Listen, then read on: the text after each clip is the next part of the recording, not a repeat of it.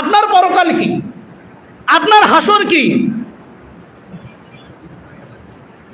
এই জন্য জবানকে হেফাজত করতে হবে।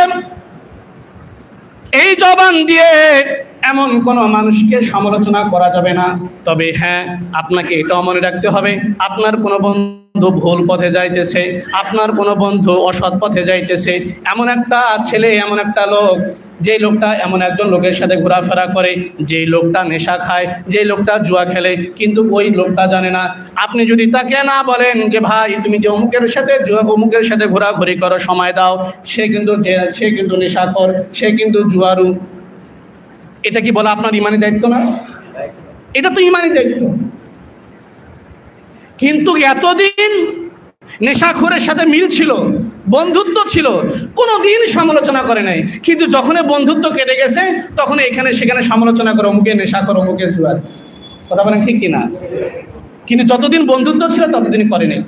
ভাই, আমি কিন্তু সত্যি কথা করে বলছি, ঈমান রেখে, আল্লাহকে সাক্ষী রেখে বলছি, আপনার আখিরাত যাতে বরবাদ না হয় তার জন্য এই কথা বলছি। কারণ আপনি মন মতো দুনিয়াতে চলবেন, আপনি আপনার মন মতো জিন্দেগি যাপন করবেন, ইন্তেকালের পর আপনার কোনো আপনজন এসে বলবে লোকটা ভালো ছিল আর আল্লাহ মাফ করে দিবে, এত যদি সহজ হয় তাহলে ভালো পথে নেক পথে চলার দরকার আছে? কথা বলেন, দরকার আছে ভাই?